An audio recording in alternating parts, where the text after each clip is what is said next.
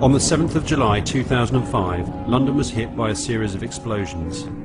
You probably think you know what happened that morning, but you don't. This film is an attempt to refute the central conspiracy theory regarding the event, the conspiracy theory presented to us by the police, the government and the media, because that is all the official story is, a conspiracy theory. In case you don't know it, here it is.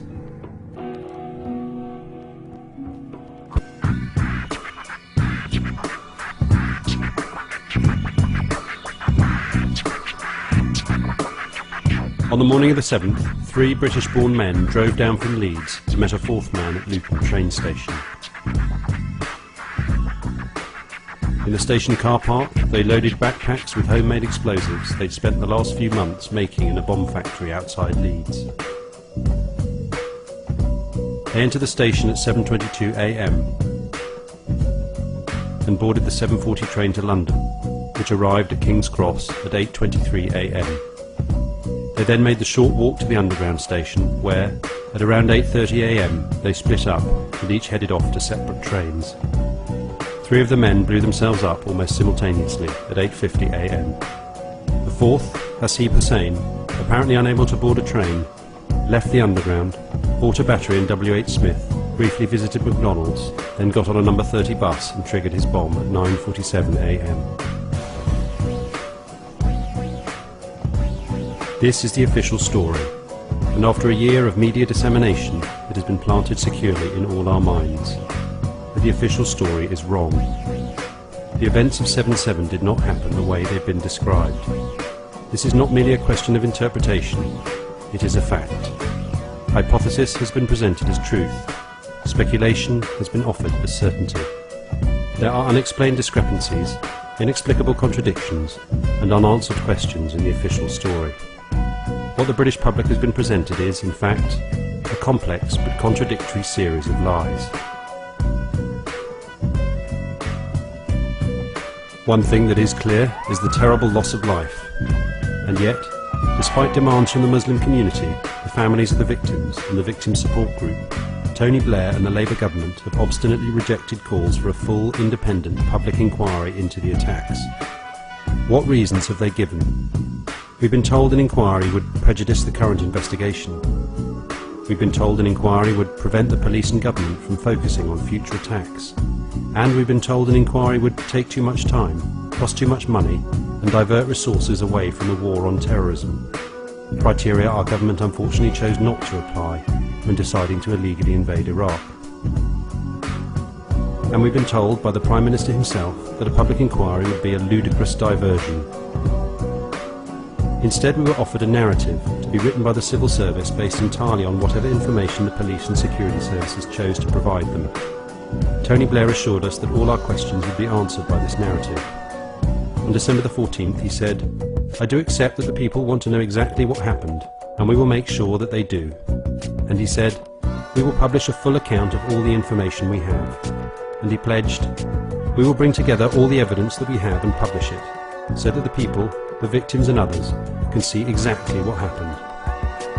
Well, Tony, the narrative has now been published. It does not tell us exactly what happened. It is not a full account of all the information you have, and it certainly is not all the evidence. So did you mean what you said? Or were those promises just more politically expedient lies?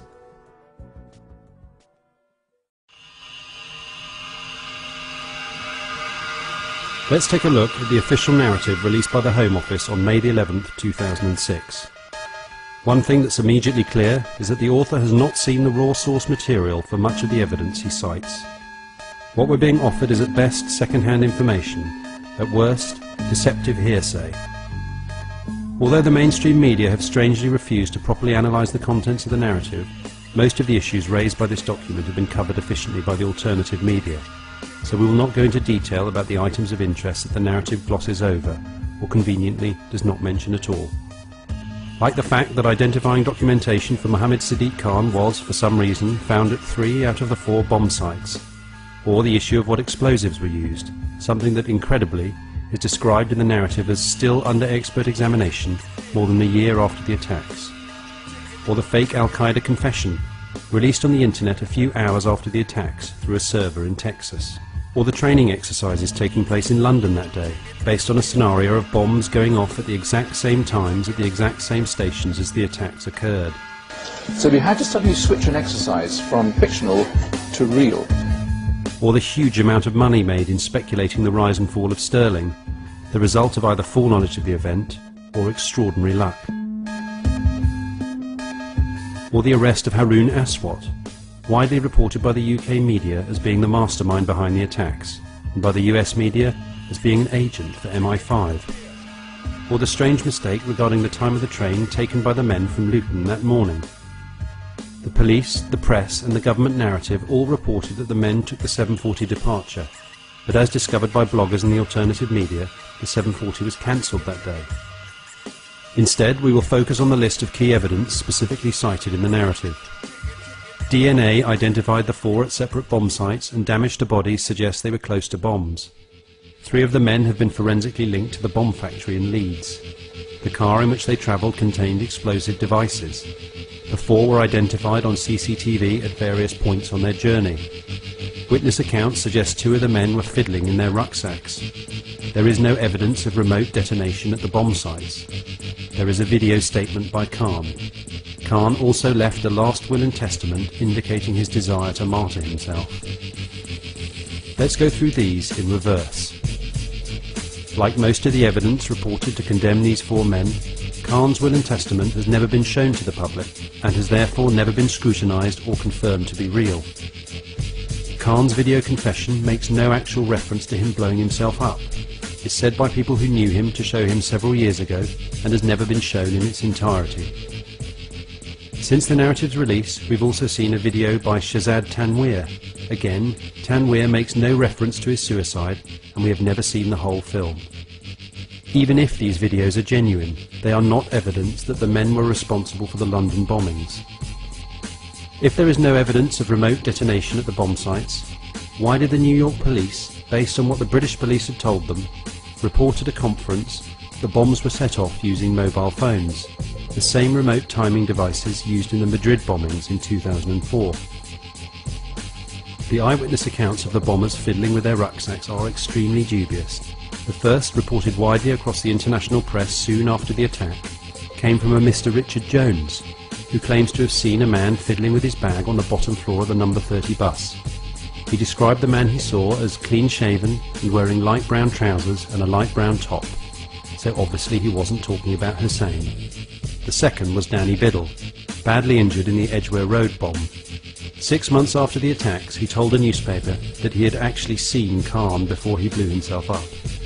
We are not suggesting that Biddle lied, but we are suggesting that someone who is paid to tell their story 6 months after the event is not a reliable enough witness to be a central piece of evidence in the official government report concerning the attacks. As for the CCTV recordings, where are they? No CCTV footage has been released to the public. All we have seen are 3 still images. One shows Hussein alone entering the ticket hall at Luton Station, inexplicably cropped so it does not show the other 3 men who should all be around him.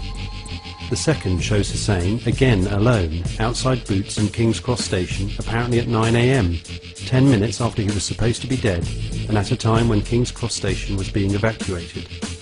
And the third shows 4 figures entering Luton Station, 3 of whom have blurred faces, so only Hussein is actually identifiable. There are no images of the 4 men together in London. In fact, there are no images of any of the train bombers in London that day at all. As the police themselves emphasised, the men should have been filmed by CCTV cameras along the whole route, capturing literally thousands of images of their journey. Or perhaps, like the cameras on the number 30 bus, all those cameras just weren't working that day. The car in which they travelled to Luton is said to have contained explosive devices, but it's never been explained why the men would have left them there when embarking on a suicide mission. The devices were reportedly destroyed in controlled explosions. These photos appeared on ABC News in America, but for some reason they were never officially released in the UK. And then there is the forensic and DNA evidence apparently identifying the 4 men at the bomb sites, which again has never been presented to the public for proper scrutiny. And the fact that the police tell us that they have the evidence, and that it is convincing, unfortunately does not mean that they do, or that it is, never been presented to the public for proper scrutiny. And the fact that the police tell us that they have the evidence and that it is convincing, unfortunately does not mean that they do, or that it is.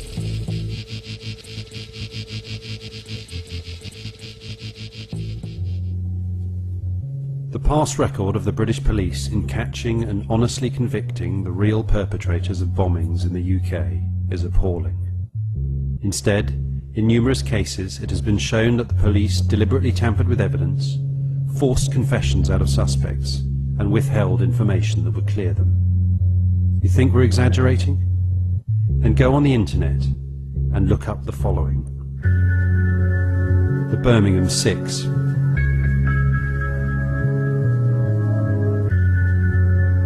the Guildford 4,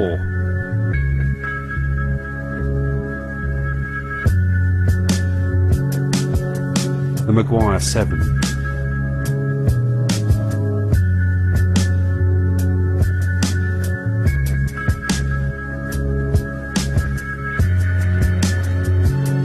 Judith Ward,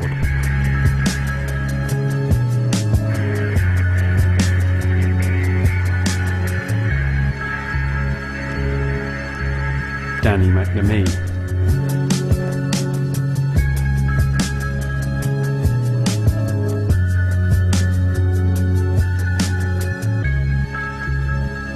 More recently, we have seen the police in action with the death of Jean de Menezes in Stockwell Station. Having killed an innocent man for no reason other than they thought he was someone else, who they also should not have killed, they responded to the outcry with a string of lies and deception. And despite all the investigations, no police officer was charged or punished in any way for the murder. And even more recently, we've seen another innocent man shot. This time as he came down the stairs in his pyjamas after his house had been raided by 250 policemen looking for chemical weapons that turned out not to be there, despite there being what the police later described as compelling evidence. So if you genuinely believed it was unlikely or even impossible that the police would ever fabricate evidence in order to give the appearance of having solved a crime, it is time to reassess your belief. They have, they do, and they will again. If we learn one thing from these incidents, it is this: the police view themselves as above the law. And if we learn another thing, it is that they are.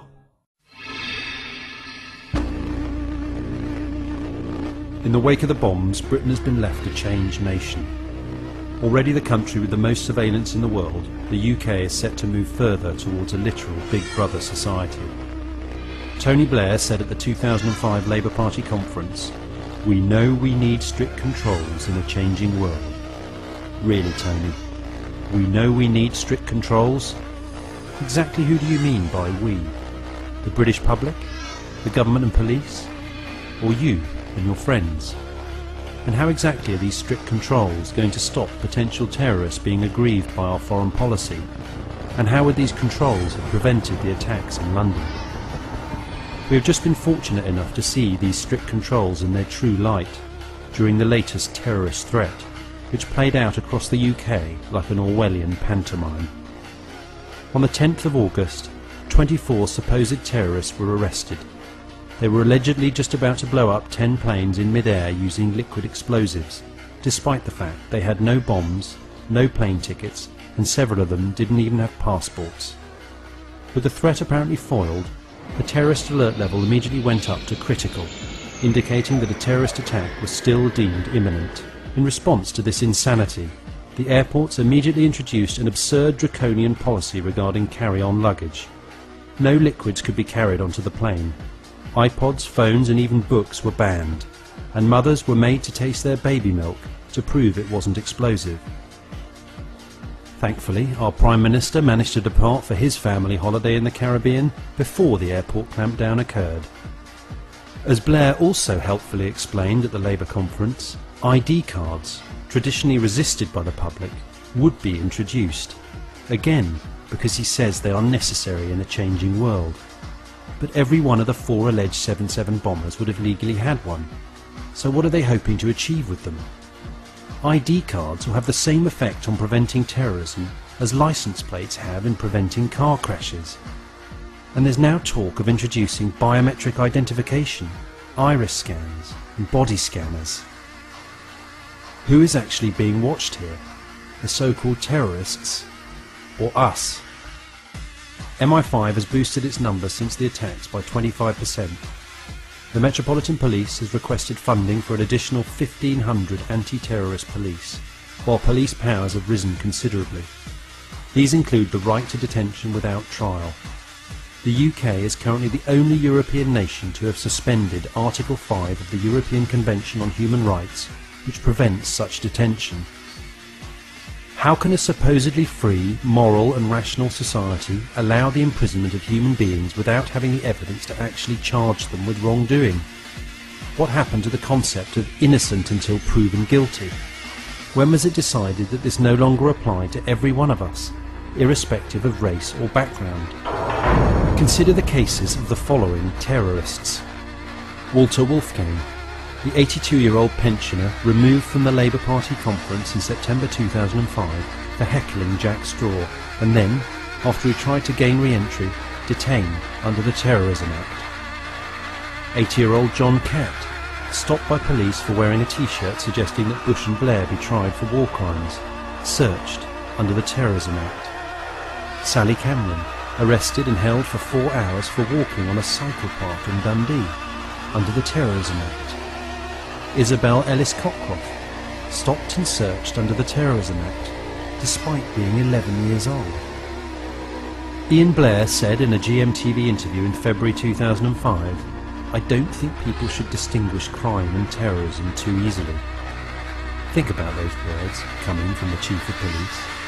I don't think people should distinguish crime and terrorism too easily.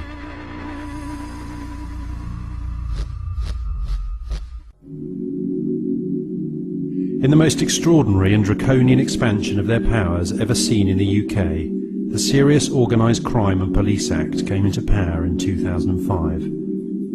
The provision you may have heard about in the media was Section 132, the restriction to demonstrate within 1 kilometre of Parliament Square, obviously an essential tool in fighting organised crime.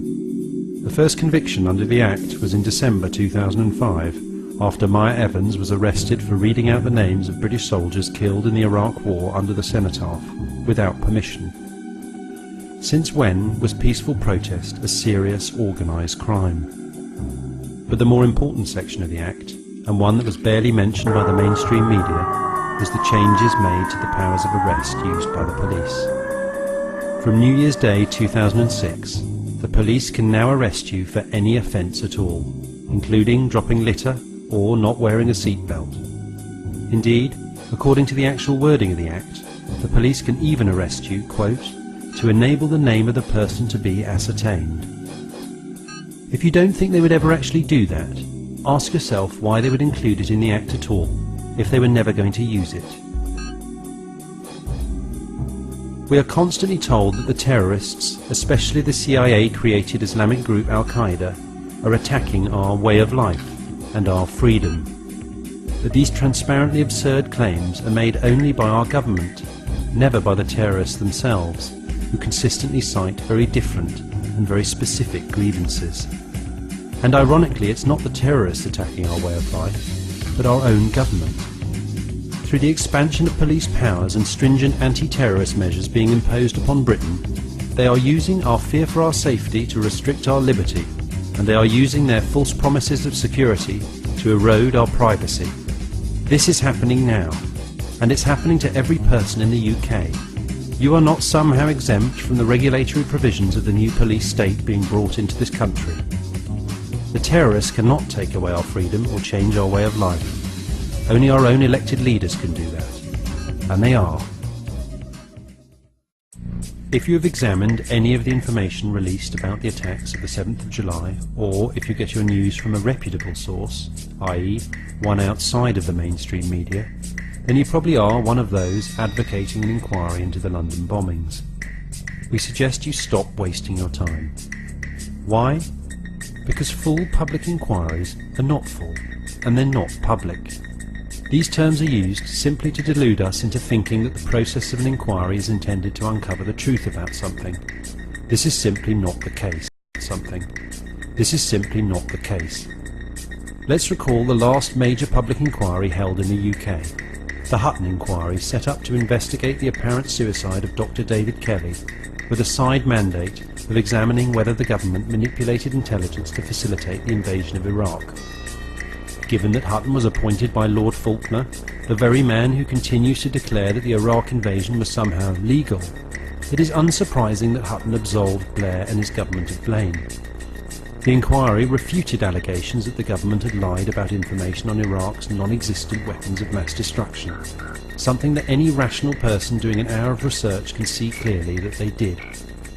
And more incredulously, Hutton ruled that Dr. David Kelly committed suicide, despite all the physical and medical evidence that clearly points to him having been murdered.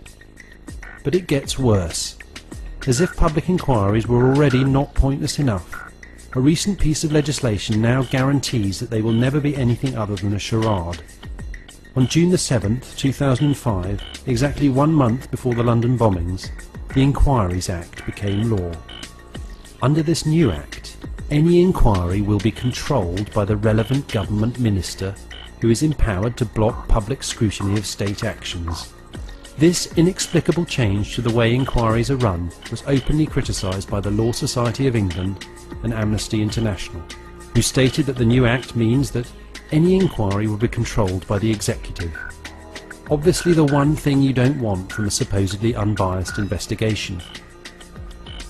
The Canadian judge Peter Corey stated, "It seems to me that the proposed new act would make a meaningful inquiry impossible. The commissions would be working in an impossible situation. The minister, the actions of whose ministry was to be reviewed by the public inquiry, would have the authority to thwart the efforts of the inquiry at every step. It really creates an intolerable Alice in Wonderland situation."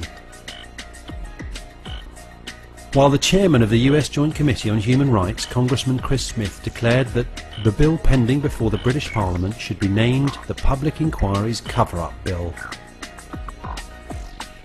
So if this new act makes inquiries so pointless and so easy to control, the question is why Blair, Clark and the rest of them have seemingly done their best to prevent one happening. We suggest that there will be an inquiry. It will be obstructed from the beginning, and it will be controlled by the very people it should be investigating. Be assured it will not be anything approaching a proper investigation. At no point will the inquiry even consider the possibility that the 4 men labelled as suicide bombers could possibly be innocent, or question the lack of evidence against them. It will pass on verbatim the same meaningless, unverifiable assertions made by the police and by the media's anonymous security sources. But it will avoid completely the major contradictions and problems in the official story. They hope at the end of it the public will be satisfied, and the public probably will be. So given that there's never going to be a real investigation determined to actually find rather than hide the truth, what can we do ourselves to uncover the facts? First, demand that the police release the evidence they say they've got. How?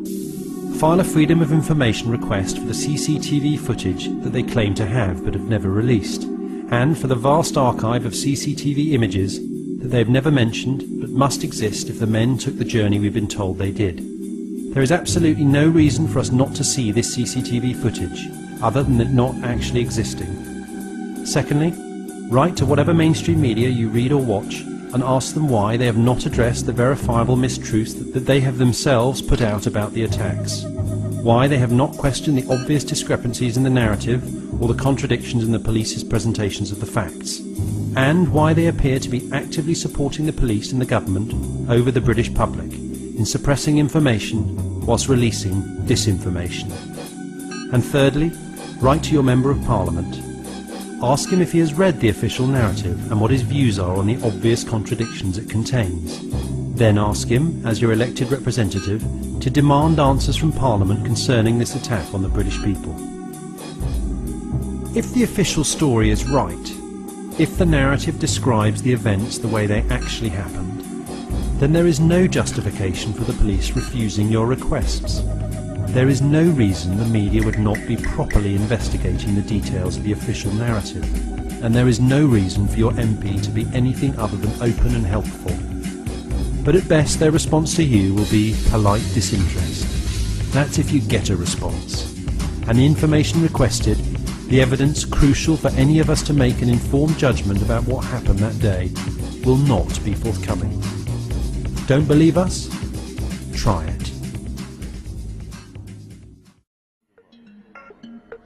Ask yourself this. If 7/7 happened the way they say it did, why would there be any discrepancies?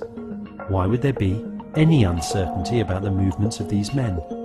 Why would there be any contradictions, confusions or inconsistencies in the official story? There wouldn't be. On the contrary, there would be copious amounts of CCTV footage of the four men on every step of their journey. There would be numerous eyewitnesses among the victims. There would be no confusion about which train from Luton the men got on, the nature of the explosives, or the times of the explosions.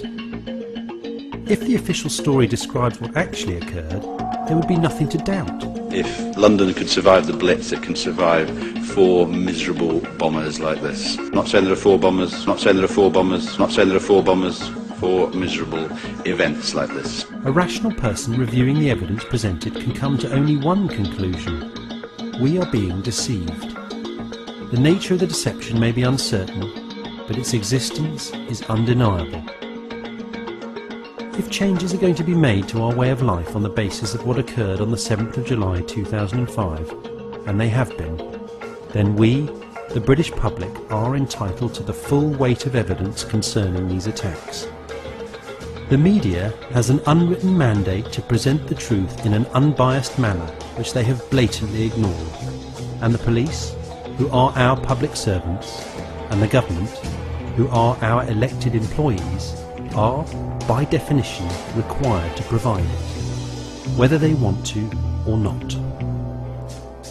This is an issue that encompasses the very nature of democracy, the basis of government, and the role of the police and the media in our society today.